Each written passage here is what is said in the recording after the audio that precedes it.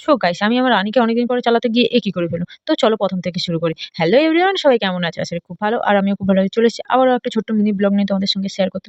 আর এদিকে দেখতে পাচ্ছ আমি রেডি হয়ে নিয়েছি। ভাই ১ম এ আমি বেনুনি করছিলাম মাথায়। বেনুনির পরে আমি আবার এরকম করে চুল ছেড়ে মাথাটা বেঁধেছি কারণ ভাল লাগছিল না বেনুনি করতে। যাই হোক আমি আবার অনেকদিন পরে আমার রানীকে হাতে পেয়েছি পাক্কা ১ মাস পর।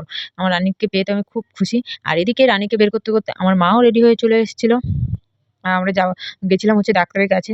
একটু শরীরটা খারাপ তার জন্য। ডাক্তারও দেখি ওখান থেকে বেরিয়ে চলে এসছে। আমার মা একটু দোকানে গেছিল হচ্ছে নেট আনার জন্য। মার খুব দরকার। তাই দোকান থেকে বেরিয়ে ওই দোকানে নেট নেওয়ার পরে চলে গেছিলাম মিষ্টি আনতে। কেন মিষ্টি খেতে খুব ইচ্ছে করছিল। তাই জন্য মাকে বললাম, "মা মিষ্টি কিনে আনো।" আর এদিকে নতুন একটা ফল যে তরমুজ উঠছে দেখতেই পাচ্ছ। আমি দূর থেকে ভিডিওটা করেছি।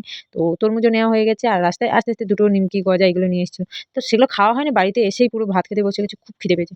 ওকে যতক্ষণে আমি খাচ্ছি ততক্ষণ তোমরা ভিডিওটা like, comment, share and subscribe করে পাশে থেকো। টাটা সবাইকে। Love you all. আবারও দেখা হচ্ছে ছোট্ট একটা পরের মিনি ব্লগের সঙ্গে।